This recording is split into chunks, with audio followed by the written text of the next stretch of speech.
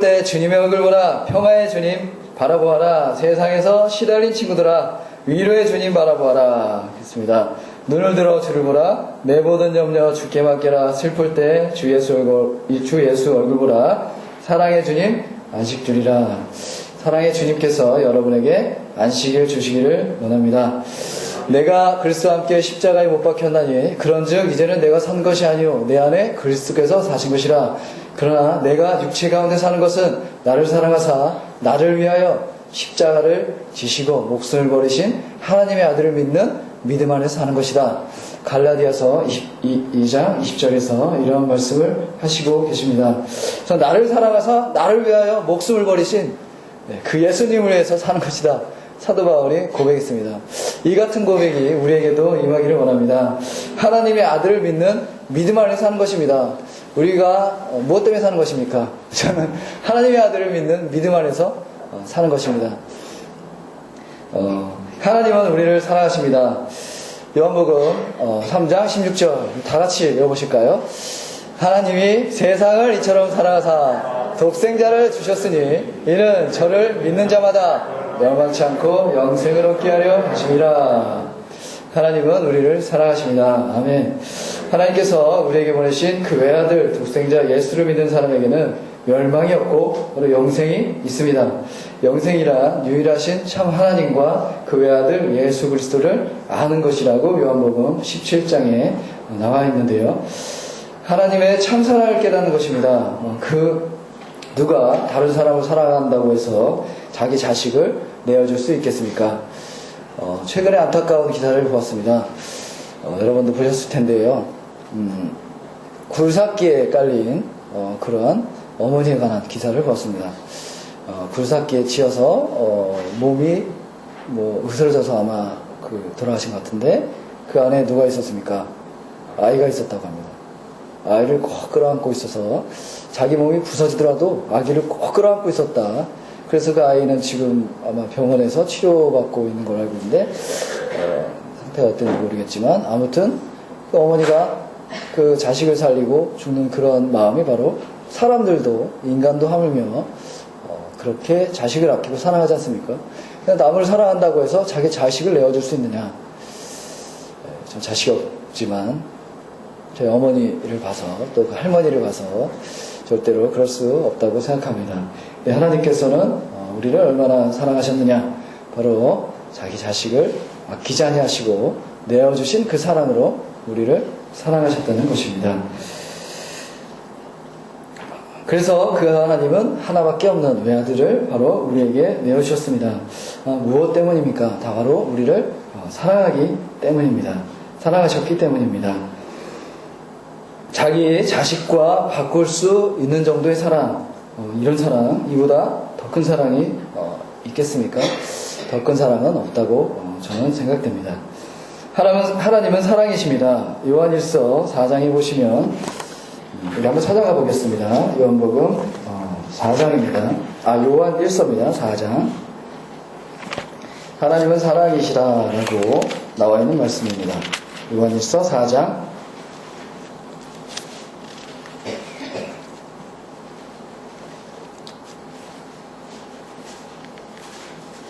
8절, 4장 8절이네요. 391쪽, 신약성경 391쪽에 보시면 요한일서 4장 요한일서 4장 8절에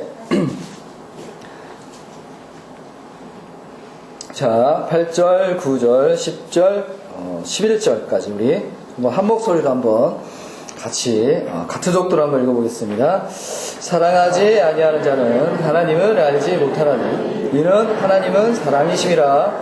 하나님의 사랑이 우리에게 이렇게 나타난 바 되었으니 하나님이 자기의 독생자를 세상에 보내심은 저로 말미암아 우리를 살리려 하심이니라. 사랑은 여기 있으니 우리가 하나님을 사랑한 것이 아니오 오직 하나님이 우리를 사랑하사 우리 죄를 위하여 화목제로 그 아들을 보내셨음이니라. 사랑하는 자들아 하나님이 이같이 우리를 사랑하였은즉 우리도 서로 사랑하는 것이 마땅하도다. 아멘. 아멘.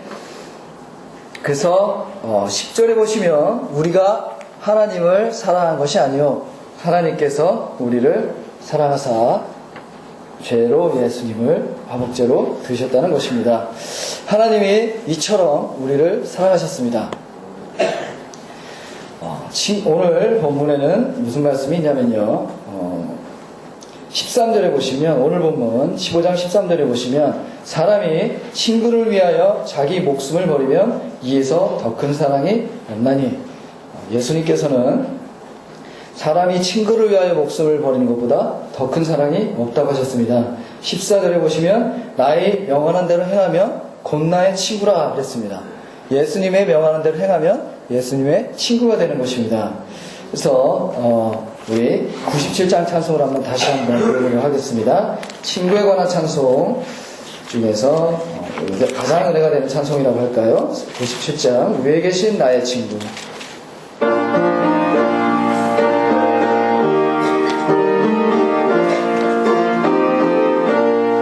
위에 계신 나의 친구, 그의 사랑 지극하다. 이는 예수 그리스도 나의 거주. 찬송가 97장.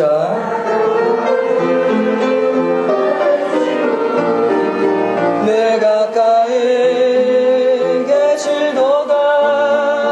그의 사랑 놀랍도다. 변함없는 나의 친구, 나를 위해 죽으시고 나를 구원하셨으니 기쁨으로 경배하며 찬양하리. 나의 친구, 사랑하는 나의 친구, 늘 가까이 계시도다. 그의 사랑 놀랍도다. 변함없는 나의 친구, 내 맘속에 늘 계시고 영원토록 함께하네. 가지는 자 하나님이 포도나무 나의 친구, 사랑하는 나의 친구, 늘 가까이 계시도다. 그의 사랑 놀랍도다.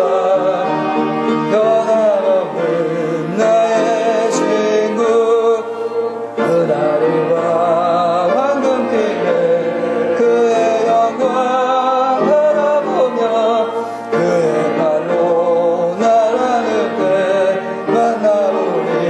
나의 친구, 사랑하는 나의 친구, 늘 가까이 계시도다. 그의 사랑 놀랍도다. 변함없는 나의 친구. 아멘. 그래서 우리 가사처럼 사랑하는 나의 친구, 늘 가까이 계시는도다. 늘은 미리 보시는 주님, 그 은혜를 베푸시리. 우리 옆번만 같이 하겠습니다. 늘은 미리 보시는 주님, 그 은혜를 베푸시리. 늘은 미리 보시는 주님, 그 은혜를 베푸시리. 늘은 미리 보시는 주님, 그 은혜를 베푸시리. 늘은 미리 보시는 주님, 그 은혜를 베푸시리. 늘은 미리 보시는 주님, 그 은혜를 베푸시리. 늘은 미리 보시는 주님, 그 은혜를 베푸시리. 늘은 미리 보시는 주님, 그 은혜를 베푸시리. 늘은 미리 보시는 주님, 그 은혜를 베푸시리. 늘은 미리 보시는 주님, 그 은혜를 베푸시리. 늘은 미리 보시는 주님, 그 은혜를 베푸시리. 아멘. 늘 은밀히 보시는 주님, 우리에게 큰 은혜를 베푸실 줄 믿습니다. 10번을 제가 손가락 세면서 잊어버리더라고요, 가끔. 더하게 되거나 못하게 되는데 손가락 세면서 10번 했습니다. 그래서 하나님은 멀리 계신 것이 아닙니다. 가까이 계십니다. 하나님은 영이시고 보이지 아니하시지만 늘 은밀히 우리 주변에 계시면서 도와주시고 또 우리 마음속에 계시면서 우리의 마음에 위로가 되시고 소망이 되시는 것입니다. 하나님께서 이처럼 우리를 사랑하시고 자기 목숨까지 내어신 그 큰 사랑, 로마서 5장 8절에는 우리가 아직 죄인 되었을 때에 그리스도께서 죽으심으로 하나님께서 우리에게 대한 자기의 사랑을 확증하셨느니라 하고 있습니다. 한마디로 우리가 죄인 되었을 때, 우리가 의인일 때도 아니고 우리가 착할 때도 아니고 우리가 선하게 살 때도 아닌 죄인이었을 때 예수님께서 십자가에 못 박혀 돌아가셨다는 것입니다. 그 원수된 우리를 그 희생으로 인해서 하나님의 자녀를 삼아주셨습니다. 원수된 우리 때문에 십자가를 지셨습니다. 그러므로 우리가 최소한 10,000분의 1이라도 그분의 뜻을 따라 살아야 하는 것이 아니겠습니까? 그러기 위해서 우리가 이 자리에 모였을 줄 믿습니다. 그분의 뜻은 바로 서로 사랑하는 것입니다. 서로 사랑하는 사람만 사랑하면 무슨 상이 있을 것이냐 예수님이 말씀하셨습니다. 그래서 서로 사랑하는 사람뿐 아니라 사랑하지 않는 사람도 사랑하고 또 어떤 사람까지 사랑해야 된다고 했나요? 바로 원수까지도 계속 우리 교회에서 강조되고 있습니다. 원수조차도 사랑하라고 하나님께서 말씀하셨습니다. 그래서 우리 낮은마음교회 조문자로 딴 것이 바로 5글자 사용 선축기 되겠습니다. 사용 선축기. 모르시면 메모하셔도 좋습니다. 사용 선축기. 무엇입니까? 사랑하라, 용서하라, 선대하라, 축복하라, 기도하라. 원수를 사랑하고 용서하고 또 미워하는 자를 선대하며 저주하는 자를 위해서 축복하고 모욕하는 자를 위해서 기도하라. 이걸 누가 지킬 수 있습니까? 여러분 지킬 수 있습니까? 저는 좀 어려울 것 같습니다. 성자가 아니고서야 자기를 미워하는 자를 선대라는 것은 이제 선하게 대해준다. 반대가 박대죠. 선대해주는 것은 이제 선하게 대해주고 잘 섬기는 것. 미워하는 자를 선대해준다. 사랑하는 마음으로, 원수를 사랑하는 마음으로 선대해준다. 또 저주하는 자를 저보고 저주를 막 퍼붓는 자에게 가서 축복하고, 거짓이 아닌 이상 어떻게 축복합니다. 막 저주의 말을 나한테 퍼붓는데 축복합니다. 그럴 수 있습니까? 어렵죠. 또 모욕하는 자, 우리 한국 사람들 자긍심이 굉장히 강한 민족입니다.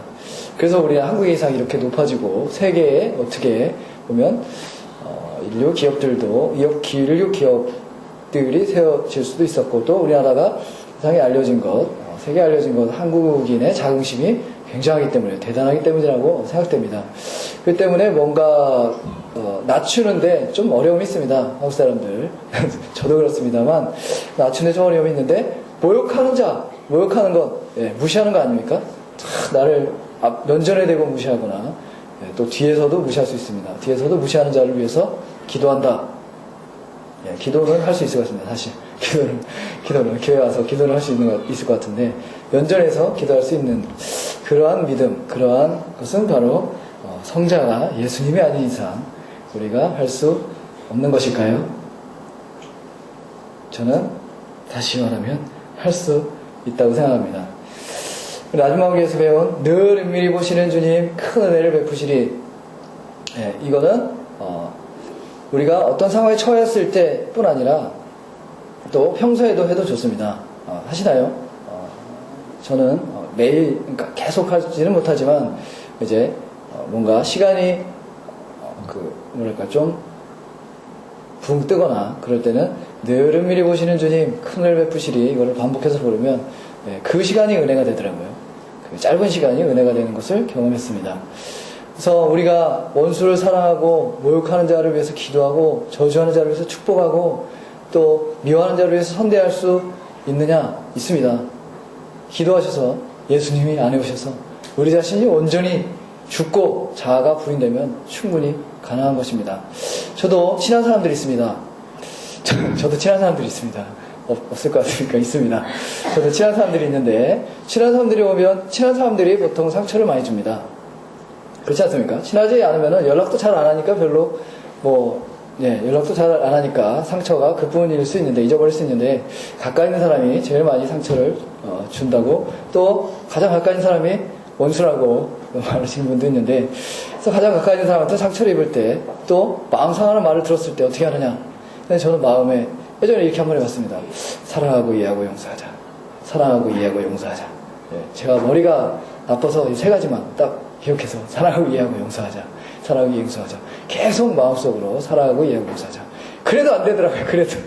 그래도 그러고 마음이 갑자기 뭐라 그랬어? 그리고 다시 화를 내고 그런 경우가 있었지만은, 그렇지만 놀라운 것은 그 다음에 그런 상황에 처했을 때 사랑하고 이해하고 용서하자 했을 때 그 상황에 다시 대처하는 방법이 달라지더라고요. 그전에는 화를 냈다면 좀 더 관용이 베풀어지고 좀 더 이해하게 되고 좀 더 너그럽게 되고, 그 예수님이 찾아오셔서 성령님이 역사하셔 주셨다. 저는 믿고 있습니다. 그래서 예수님께서도 아까 말씀드렸지만, 너희가 사랑하는 사람만 사랑하면 무슨 상이, 하늘에서 무슨 상이 있겠느냐 했습니다.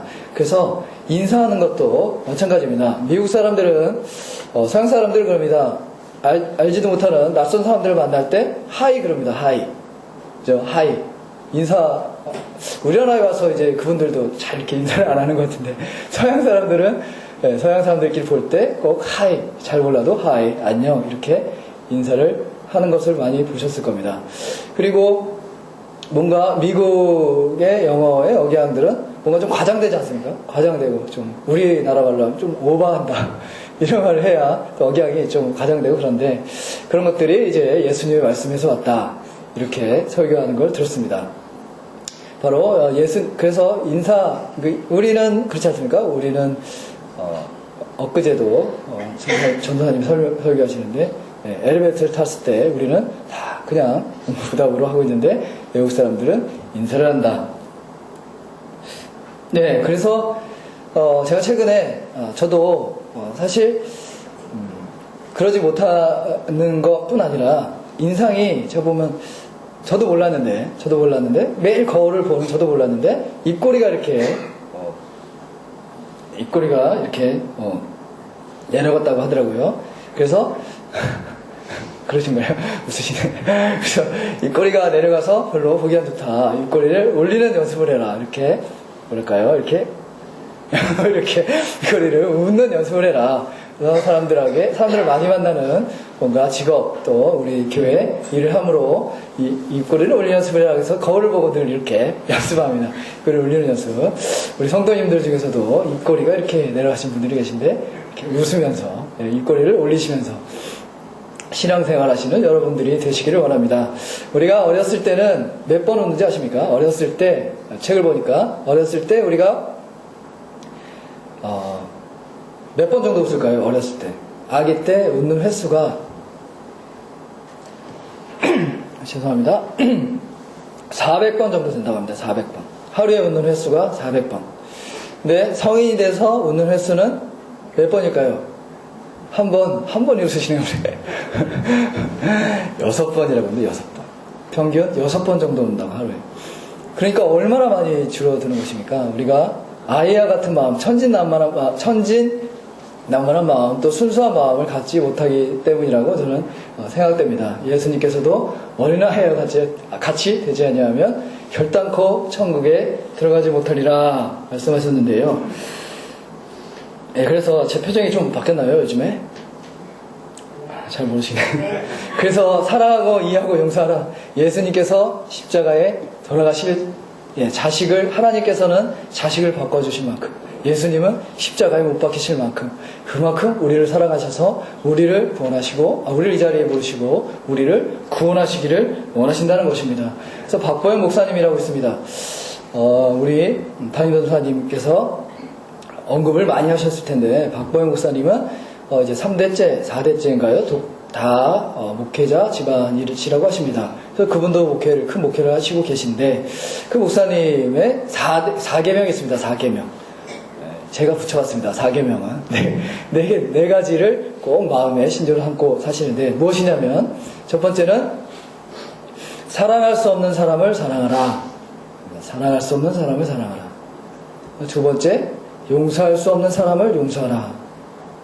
세 번째는, 말석에 가서 앉아라. 말석은 이제 그 낮은 자리겠죠? 네, 자리가 맨 끝에 가서 섬기는 것도 마찬가지입니다. 섬기는 것도 먼저 하고 맨 굳은 일부터 하라. 이런 말이겠죠? 말석에 가서 앉아라. 네 번째는 이 모든 것을 하는 데 있어서 핑계대지 마라. 핑계대지 마라. 핑계대지 말고 사랑할 수 없는 사람을 사랑하고 용서할 수 없는 사람을 용서하고 또 말석에 가서 앉아라. 라는 말씀이 바로 신조라고 얘기하고 있습니다. 그래서 저도 마음속에 늘 담고 있습니다. 설교가 좋으면요, 머리가 좋으신 분들은 저장해 놓으시면 됩니다. 기억력이 좋으신 분들은 바로바로 저장해 놓으시면 되지만, 메모해 놓은 것이 좀 좋다고 생각합니다. 저는 이런 것들을 다 메모해 내서 늘 메모하면 기억이 더 잘 됩니다. 나중에 한번 더 돌아보게 되고, 그러면서 제가 이 말씀을 신천하려고 이 신조를 저도 받아들이고, 저도 사랑할 수 없는 사람을 사랑하고 용서할 수 없는 사람을 용서하고, 또 좋은 자리에 갔을 때 좋은 맨 윗자리에 안 앉고 맨 끝자리에 가서 앉고, 또 섬길 때도 굳은 일을 먼저 맡아서 하려고 하고 있습니다. 그래서 예수님의 말씀을 무엇보다 예수님의 말씀을 적어야겠지요. 제가 설교를 준비할 때도 예수님의 말씀을 적으면서 준비했습니다.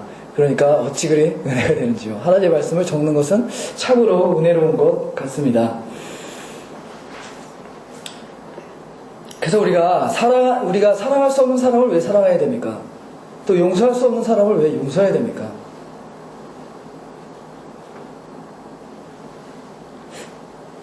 라지마음교에서 너무나도 자주 반복됐던 이야기 중에 하나, 소개되었던 책 중에 하나는 바로 물은 답을 알고 있다라는 책입니다. 일본의 교수님이 쓰신 책인데 우리 교회 뒤편에 마련되어 있습니다. 우리 몸의 70%, 정확히는 68%인가요? 물로 이루어져 있지 않습니까?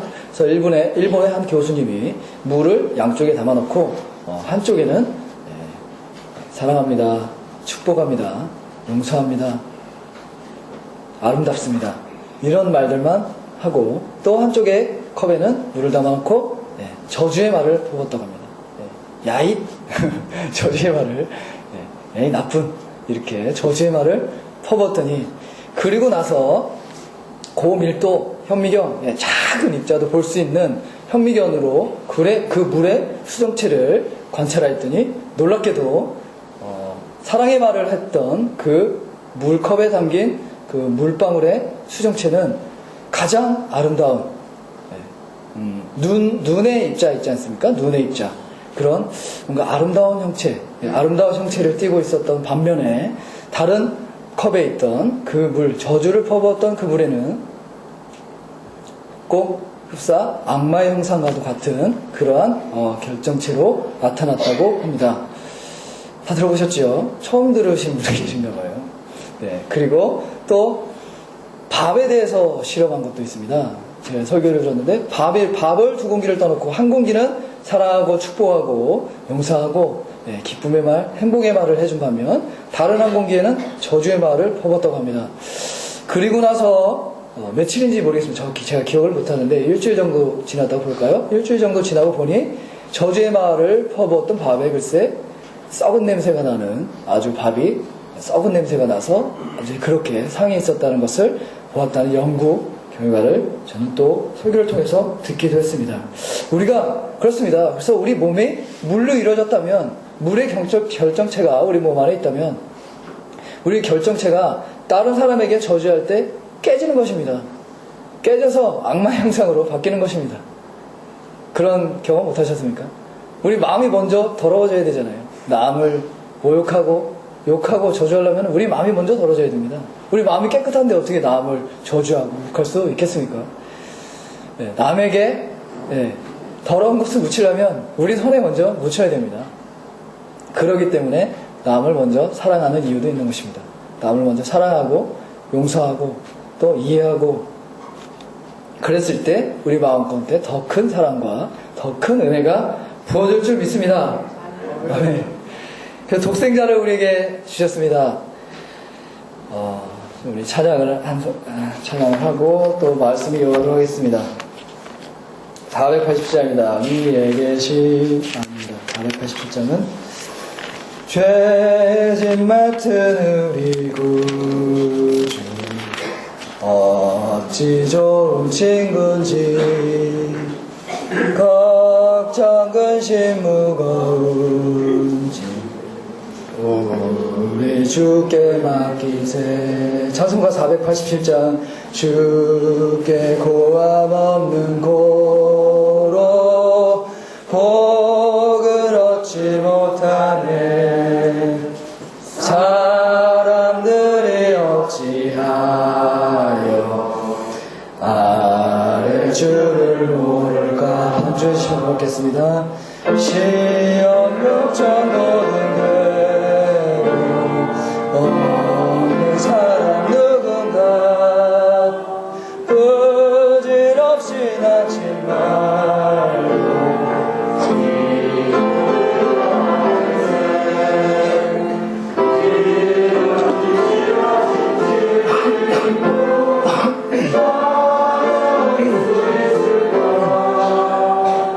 우리 약함하시고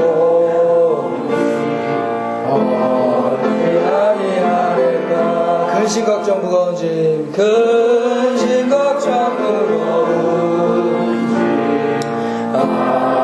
진짜 누군가 비난처는 우리 예수 주께 기도 드리세.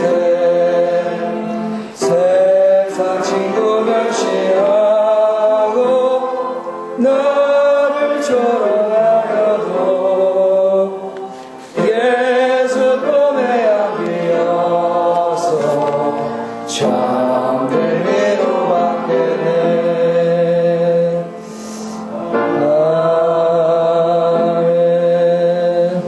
아멘. 아멘.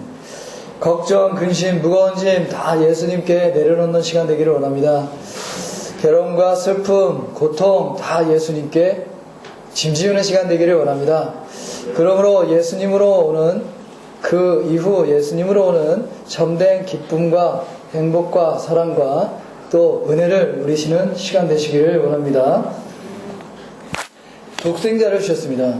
독생자를 주셨는데 하나님이 세상을 이처럼 사랑하사 독생자를 주셨으니 바로 독생자를 주신 것입니다. 그 예수님의 십자가 희생은 말로 다 할 수 없는 희생입니다. 우리나라에도 과거에 극형이 있었다고 합니다. 아시는 분들은 아실 텐데 극형, 가장 극형은 이제 극악 무도한 범죄인에게 능지처참은 이제 팔다리를 묶어서 찢는 여섯 군데로 나누는 거라고 그래요. 그래서 능지처참을 행하는 그러한 극형이 있었습니다. 예수님 당시의 극형은 바로 십자가 처형이었습니다. 그거한 무도한 자에게 주어지는 십자가의 형벌을 받으신 예수님. 십자가에 오르시기 전에 그 십자가에 오르시기 전에도 극심한 고통에 시달리도록 그 군병들과 그 공관들 고문하고 조롱하고 거의 초죽음이 되신 상태까지 이르기까지 예수님의 육체를 다뤘을 것입니다. 우리가 패션 오브 크라이스트라는 영화가 있습니다. 다들 보셨겠지요? 패션 오브 크라이스트만 보더라도 우리가 예수님이 어떠한 고난을 당하셨는가, 어떠한 희생을 당하셨는가를 우리가 알 수 있습니다. 그것을 보고서라도 우리가 실감을 할 수가 있는데요. 게다가 우리가 그러한 십자가에 오르시기 전에 그러한 극심한 고통에 시달리시고 극심한 고문에 시달리셨는데도 결국에는 십자가에 오르셨습니다. 우리가 그렇지 않습니까? 우리가 손톱으로만 살짝 얼굴이 긁혀도 쓰라리고 아픕니다. 그렇죠? 근데 예수님은 그거보다 몇만 배 우리가 아직 처해보지 못한 그런 고통의 시간들을 보내셨을 것입니다. 우리 손에 옷핀만 박혀도 아픕니다. 그렇지 않습니까? 손에 옷핀만 박혀도 피가 나면 놀랍니다. 그런데 예수님은 대못이라고 하더군요. 못이 길이가 한 이 정도 되나요? 이 정도 되는 길이. 이 뒤에 보시면 십자가가 있습니다.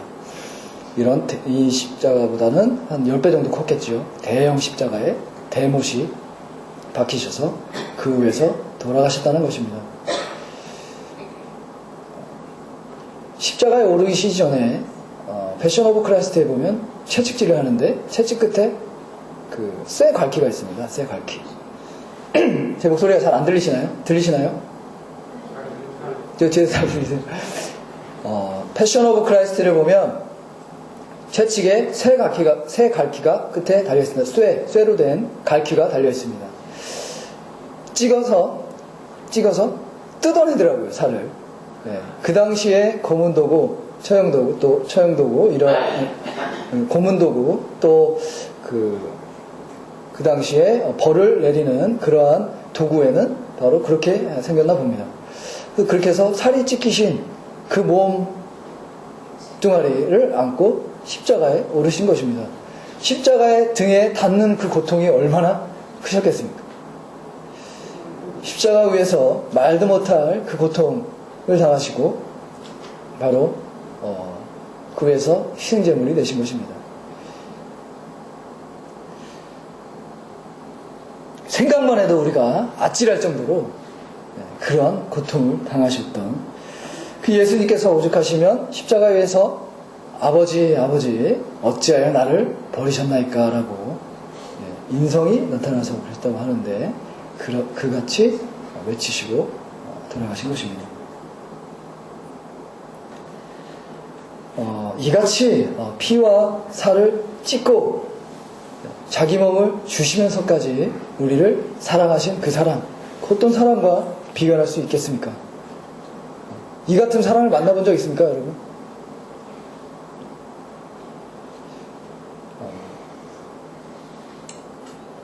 그렇습니다. 사실 우리가 죽었기 때문입니다.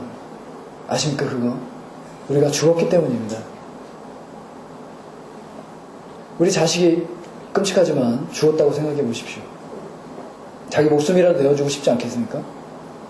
우리가 죽었기 때문에 예수님께서, 하나님께서 그 아들을 보내셔서 그 아들을 통하여 우리를 살리시려고 그 아들을 보내셨다는 것입니다. 자기 목숨을 내어주셨다는 것입니다. 놀라운 사실입니다, 사실. 우리가 죽었다는 것을 무엇을 의미합니까? 우리 육체가 죽었다는 것이 아니라 우리 영혼이 죽었다는 것입니다, 영혼.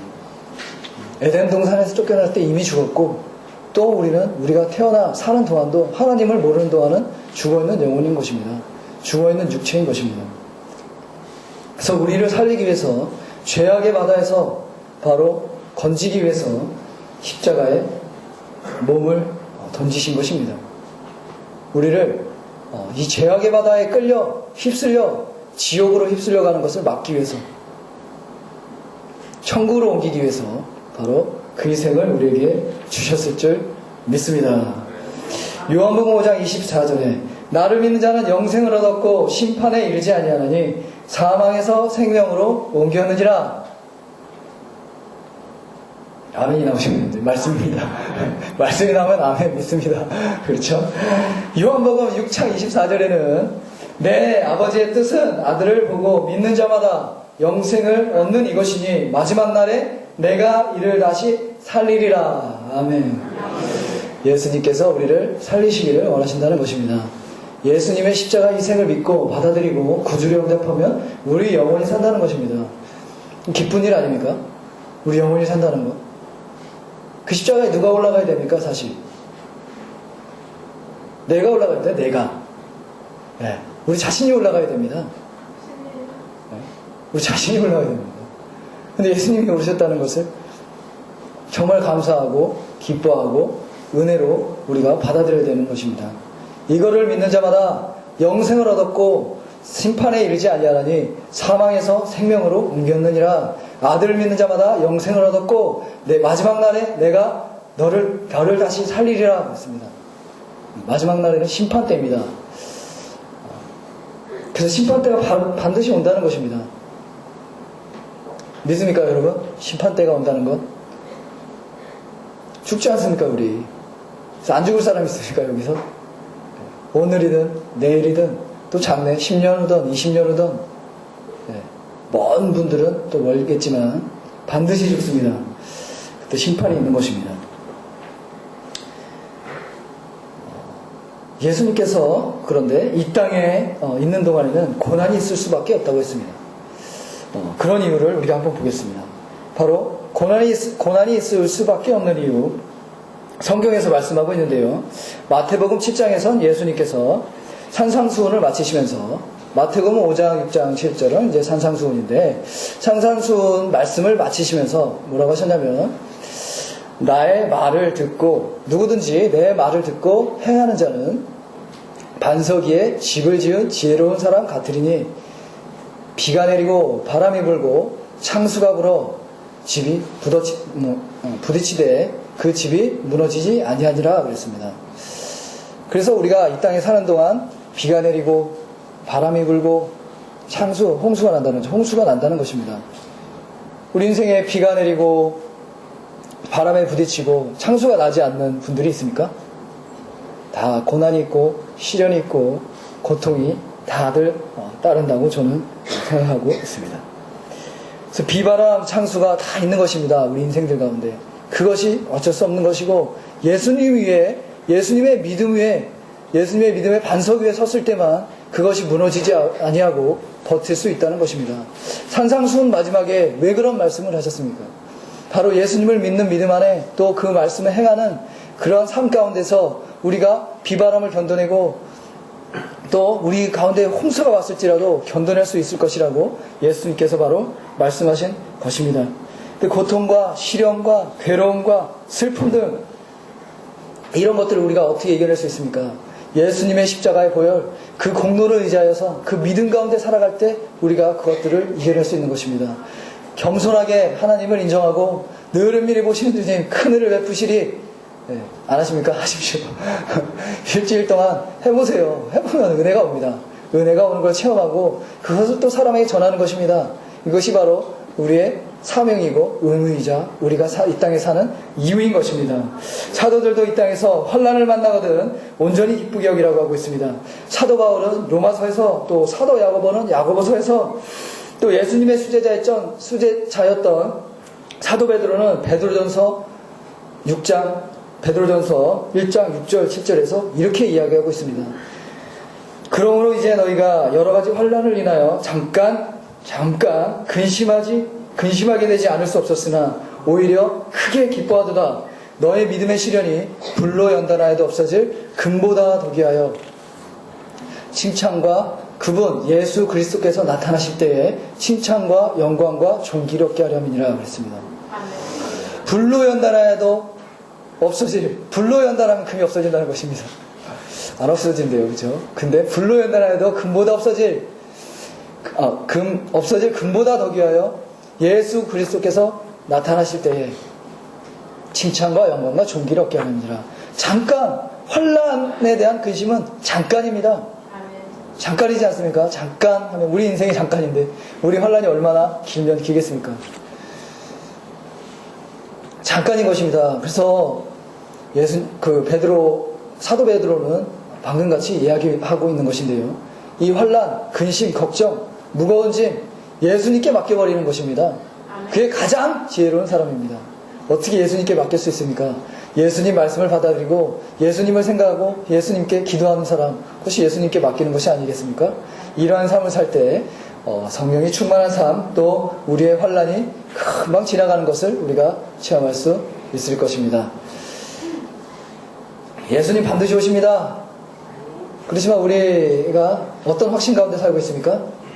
예수님이 다시 오지 않으실 확신 가운데 살고 있는 분들이 더 많다고 생각됩니다. 저도 가끔은 그런데요. 예수님 반드시 다시 오십니다. 그리고 우리가 먼저 갑니다. 우리가 먼저 가고 예수님은 우리 살아계실 때도 오실 수 있다고 저는 믿습니다. 그래서 우리 인생은 잠시 잠깐입니다. 그래서 사도 야고보, 예수님의 동생이었고 제자였던 사도 야고보는 인생은 잠깐이라 라고 하면서 야고보서 4장 14절에서 내일 일을 너희가 알지 못하는도다 그럽니다. 내일 일을 너희가 알지 못하는도다.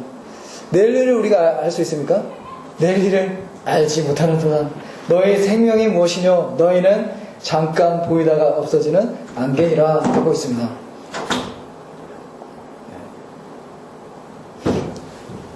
내일에 태양이 뜨는 것은 우리가 알 수 있나요? 우리가 확신이라는 것, 확신이라는 것을 얘기하기를 블레이즈 파스칼은 이런 얘기를 하더라고요. 습관이 가장 강한 확신이고 습관이 가장 주된 우리의 삶을 사는 증명이다 이러고 있습니다. 우리가 내일 죽는 것, 우리가 언젠가 죽는 것, 또 내일 태양이 뜨는 것 어떻게 증명할 수 있습니까?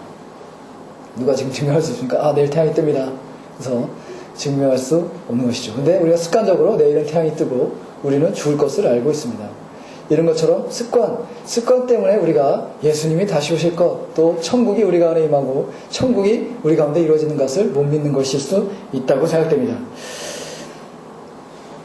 그래서 우리가 잠깐 받는 고난에 대해서 사도 바울도 뭐라고 하냐면 우리의 잠시 받는 환난에 경한 것이 지극히 크고 영원한 영광에 중한 것을 우리에게 이루게 함이라 라고 고린도 후서 4장 17절에서 말씀하고 있습니다. 잠시 받는 환난에 경한 것, 가벼운 것, 잠시 받는 환난, 가벼운 것이란 것입니다. 이것이 우리에게 크고 중하고 또 영원한 영광의 상을 위해서 우리에게 주어졌다고 사도 바울은 고백하고 있습니다. 우리 인생 잠깐입니다. 여러분 돌아보시면 인생이 얼마나 짧습니까?